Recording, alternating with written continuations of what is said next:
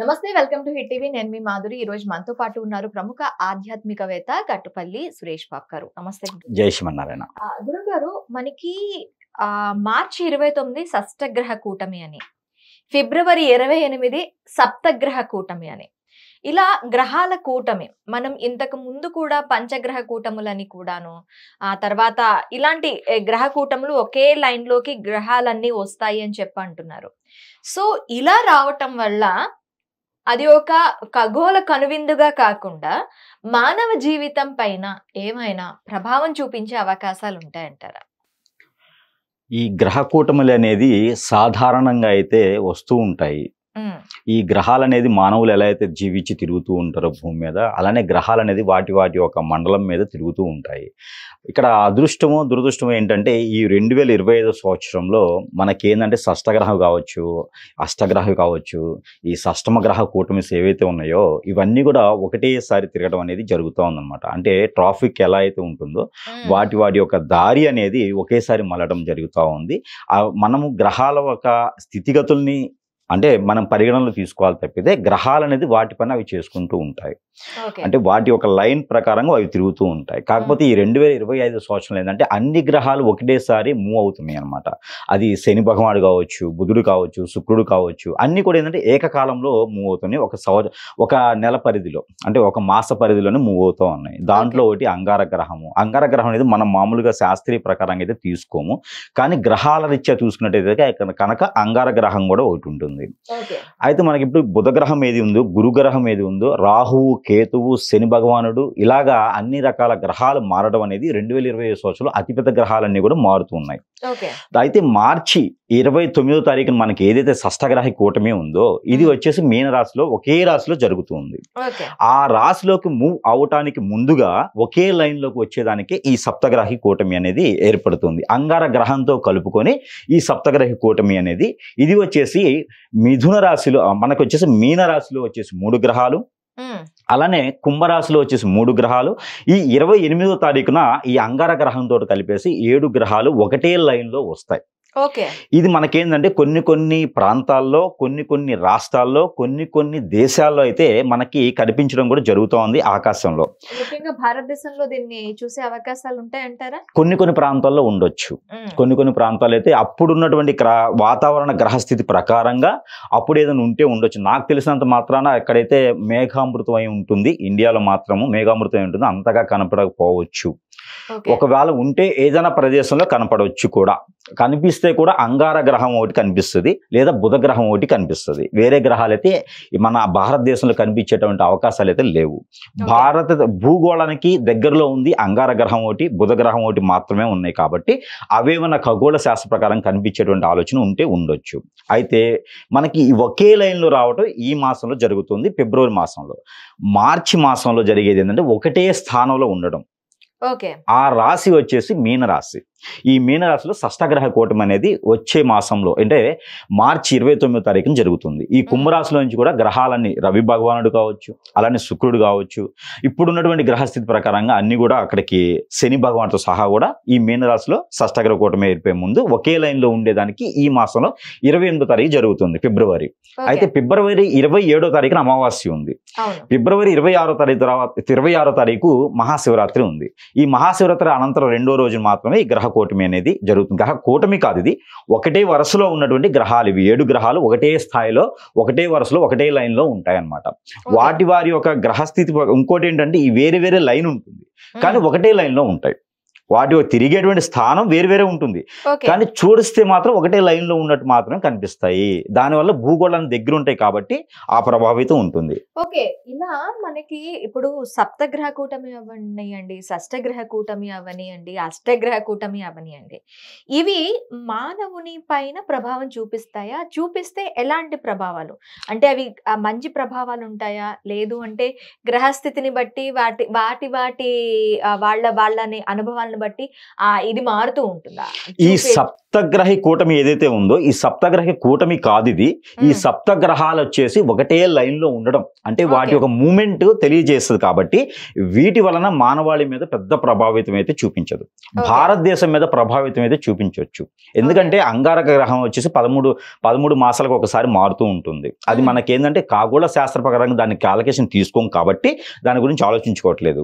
కాబట్టి ఇప్పుడు ఒకటే లైన్ లో వచ్చడం వలన అదంటే భూమి మీద పెద్ద విపత్తు ఏమైనా జరిగే ఛాన్సెస్ ఉండొచ్చు, అవకాశాలు ఉండొచ్చు. భూమికి సంబంధించినటువంటి విపత్తులు కానివ్వండి, వైరస్లు కానివ్వండి, లేదా ఆ నిత్యావసర వస్తువులు రేట్లు పెరగడం కానివ్వండి, ఇలాంటి ఏమైనా జరిగేటువంటి ఆలోచన అయితే ఉంటుంది భారతదేశానికి. ముఖ్యంగా అంగారక గ్రహం భూమికి దగ్గరగా రావటం వల్ల వచ్చిన ప్రాబ్లమ్స్ ఏమైనా గతంలో ఉన్నాయా?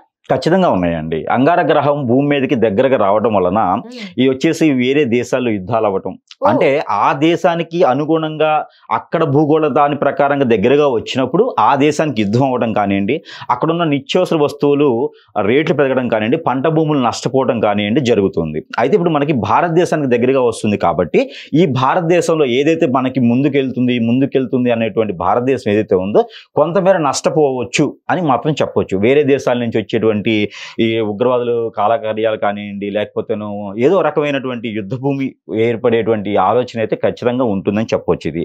ఇదేంటంటే అంగారక గ్రహం ఎట్లా ఉంటుందంటే చాప కింద నీరులా ఉంటుంది.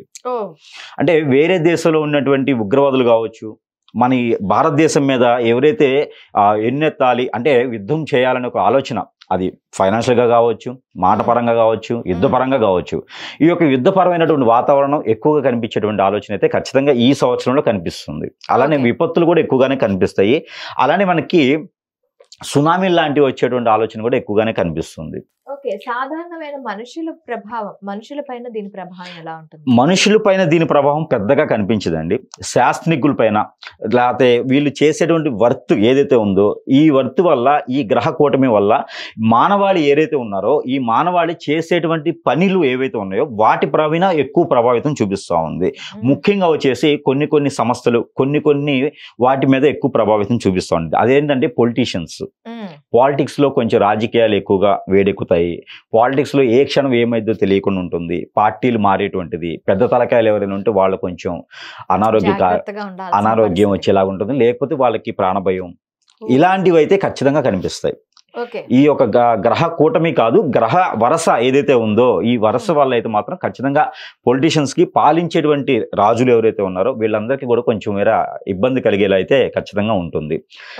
ఈ మనుషుల మీద ప్రభావితం ఉంటుంది. అది ఎప్పుడంటే మార్చి 29 తర్వాత గ్రహ కూటమి ఉంది మీనరాశిలో. అది షష్టగ్రహ కూటమి ఉంది. శని భగవానుడు ఎప్పుడైతే మారతాడో, ఇప్పుడు కుంభరాశిలో నుంచి మీనరాశికి ఎప్పుడైతే మారతారో ఆ మారిన తర్వాత మానవాళి మీద ఇబ్బంది అయితే ఉంటాయి.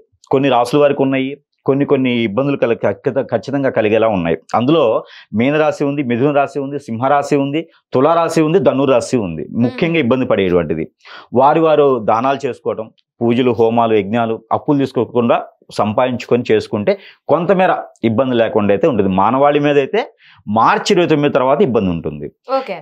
ఫిబ్రవరి 28 అయితే పొలిటీషియన్స్ మీద, కొంతమేర దేశాన్ని పాలించే వాళ్ళ మీద, దేశం మీద కొంతమేర ఇబ్బంది అయితే కనిపిస్తుంది. ఈ యొక్క సప్తగ్రహ కూటమేనా, షష్టగ్రహ కూటమేనా, మానవాళి మీద అంత పెద్ద ఇబ్బంది అయితే లేదు, కానీ జాగ్రత్తగా ఉండాలి. రాసుల ప్రకారం దీని ప్రభావం ఉంటుంది అంటున్నారు.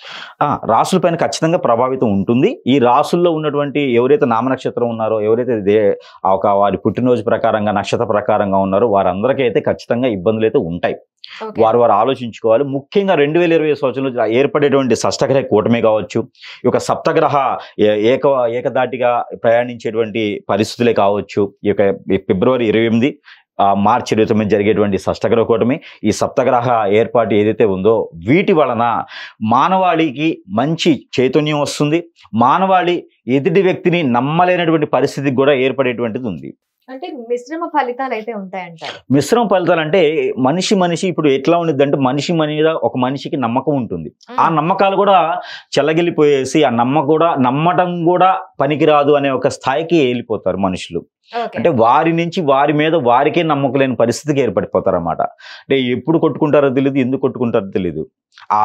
ఆ గ్రహ కూటమి ఏదైతే ఉందో అది మానవాళి మీద వేరే విధంగా చూపించేటువంటి పరిణామాలు కనిపిస్తున్నాయి ఖచ్చితంగా. వాటి వల్ల బయటపడాలి అంటే ఎవరి జాగ్రత్తలో వాళ్ళు ఉండాలి. ఫస్ట్ ఆఫ్ ఆల్ ఏంటంటే ఎవరి జాగ్రత్తలో వాళ్ళు ఉండాలి, ఎవరి పని వాళ్ళు చేసుకోవాలి, కష్టపడి సంపాదించుకోవాలి, అదొకటే చేయాలి. వేరే ఏదో ఈజీ మనీ వస్తుంది, లేకపోతే అది అమ్మితే వస్తుంది, ఇది అమ్మితే వస్తుంది, మాటలు చెప్తే వస్తుంది, అక్కడికి వెళ్తే కాసేపు వస్తుంది, ఇక్కడికి వెళ్తే కాసేపు వస్తుంది, వాడిని నమ్మితే మన డబ్బులు వస్తాయి అనేవి మాత్రం నమ్మితే ఖచ్చితంగా వీళ్ళు కూరుకుపోయేటటువంటిది ఉంది. ఈ షష్టగ్రహ కూటమి ఏదైతే ఉందో, ఈ సప్తగ్రహ ఒకటే లైన్లో రావటం ఏదైతే ఉందో, ఇవన్నీ కూడా మనకి వేరే గ్రహాంతర వాళ్ళగా జరుగుతూ ఉంటాయి. కానీ ఆ ఒక ప్రభావితం అనేది భూమి మీద ఉన్న వాళ్ళకి, భూమి మీద చేసేటువంటి తప్పు ఇప్పులు ఏవైతే ఉన్నాయో, ఆ భూమి మీద చేసే వాళ్ళకి, ఊరక ఖాళీగా బ్రతికే వాళ్ళకి, ఊరకనే తిరిగితే మాటలు చెప్పుకుని బతికే వాళ్ళకి, ఇలాంటి వాళ్ళ మీద ఎక్కువ ఎఫెక్ట్ చూపించేలా ఉంది. ఊరకనే డబ్బు సంపాదించాలి, ఊరకనే మాట చెప్తే సరిపోదు కదా, వీళ్ళ మీద ఎక్కువ ప్రభావితం ఖచ్చితంగా చూపిస్తుంది. వాళ్ళు భూగ్రహం ఏదైతే ఉందో వాటిని చుచ్చుకుపోతుంది అనమాట ఈ ప్రభావితం. అందుకని ప్రతి ఒక్కరు కష్టపడాలి. నాకు ఇంకోటి డౌట్ గురువు గారు, అడగొచ్చో లేదో కానీ, ఇప్పుడు భూమి మీద ప్రభావం చూపిస్తుంది అంటున్నారు, మరి ఇదే ప్రభావం మనకి వేరే గ్రహాల మీద ఉండదా? అంటే ఇప్పుడు భూమి మీద దీని ప్రభావం ఉంటుంది అంటున్నారు, మరి వేరే గ్రహాల మీద? భూమికి ఆకర్షణ శక్తి ఎక్కువ ఉంటుంది, భూమికి ప్లస్ ఉంటుంది, ఆ వేరే గ్రహాలన్నీ కూడా ప్లస్ లోనే ఉంటాయి. అంటే ఆకర్షణ శక్తి అనేది ఇలానే ఉంటుంది. అవి ప్లస్ మైనస్ అయినాయి అనుకోండి, ఆటోమేటిక్ భూమికి అతుక్కుపోతాయి. అందుకని వాటి మీద ప్రభావితం, అవి తిరిగేటువంటి ప్రభావితం ఏవైతే ఉన్నాయో అవి దేనికి, ఏ గ్రహానికి అనుకూలంగా తిరుగుతాయో ఆ గ్రహానికి ఎక్కువ ప్రభావితం ఉంటుంది. ఇప్పుడు రవి గ్రహం ఉందండి, రవి గ్రహానికి శని గ్రహానికి పడదు. ఈ శని గ్రహం రవి గ్రహం ఒకటే దగ్గర ఉంటున్నారు. ఇప్పుడు మీనరాశిలోకి వచ్చేటప్పటికి మనకి 29వ తారీఖు మార్చి మాసం ఏదో ఉందో ఒకటే దగ్గర ఉంటున్నారు. దీనివల్ల ప్రభావితం ఏంటంటే, ఇప్పుడు మీది సపోజ్ సింహరాశి ఉందనుకోండి, అక్కడ శని భగవానుడి యొక్క అశుభ దృష్టి పడుతుంది. అశుభ దృష్టి పట్టడం వల్ల ఏమవుతుందంటే, ఆ రవి భగవానుడు ఎంత ఉచ్చంలో ఉన్నా కూడా అక్కడ నీచంలోకి వెళ్ళిపోతాడు.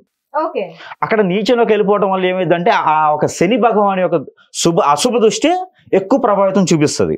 దానివల్ల ఏంటి, మీకు కావాల్సిన పనులు కాకపోతాయి అన్నమాట. ఇప్పుడు మీరు ఏదైనా మంచి పొలిటీషియన్ లో ఉన్నారనుకోండి, అందరూ అన్ని రకాల ఇబ్బందులు, అన్ని రకాల ప్రభావితాలు మీ మీద పడిపోతాయి. ఎందుకంటే శని భగవానుడి యొక్క అశుభ దృష్టి ఉండింది. ఆ సింహరాశికి ఏమవుతుందంటే రవి భగవానుడి ఉచ్చ దృష్టి కావాలి. దీనికి పడకుండా ఉండడానికి యజ్ఞాలు, హోమాలు, యాగాలు చేస్తారు. దీనికి పడకుండా ఉండడానికి కొంతమేర ఉపశమనం మాత్రమే మనం చేయగలుగుతాము. ఆ రవి భగవానుడు శని భగవానుడు మళ్ళీ మారినప్పుడు కొంతమేర మనకి ఆ ఒక పర్సంటేజ్ ఎక్కువైతే ఉంటుందో, అప్పుడు ఏ పర్సంటేజ్ ఎక్కువ ఉంటుందో, ఏ స్థానంలో ఏ గ్రహానికి సంబంధించిన శుభగ్రహం ఉందో ఆ గ్రహానికి కరెక్ట్ అయినటువంటి ఇంట్లో ఉంటే కనుక అప్పుడు మంచి జరుగుతుంది మనకి. ఇప్పుడు విదేశాలకు వెళ్ళాలని చెప్తారండి. ఇప్పుడు ఒక ఫ్లైట్ లో ఒక డ్రైవర్ ఉంటారు, ఇతనికి మీనరాశి ఉంది. ఈ మీనరాశిలో షష్టగ్రహ కూటమి అనేది మనకి మార్చి మాసంలో ఏర్పడుతుంది. ఇప్పుడు సప్తగ్రహ ఏర్పాటు అనేది, సప్తగ్రహ వెళ్ళేది ఏవైతే ఉందో ఒకటే లైన్ ఉన్నటువంటి ఫిబ్రవరి 28వ తారీఖు ఏర్పడుతుంది. ఈ 2 రోజుల్లో ఇప్పుడు ఒక ఫ్లైట్ లో డ్రైవర్, ఒక ఫ్లైట్ నడిపేటువంటి ఫ్లైట్ ఉంటారు, అతను పైలట్ ఉంటారు.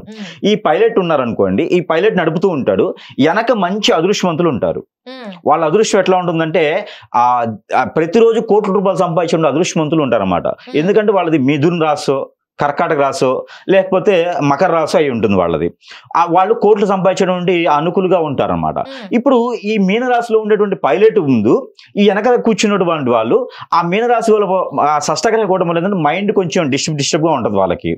ఆ రోజు ఇట్లా ఫ్లైట్ నడుపుతున్నాడు అనుకోండి, ఏదో డిస్టర్బెన్స్ వచ్చేసి దేనికి దానికి క్లాష్ అయింది అనుకోండి, ఖచ్చితంగా అదృష్టవంతుడు కూడా ఇబ్బంది అవుతుంది.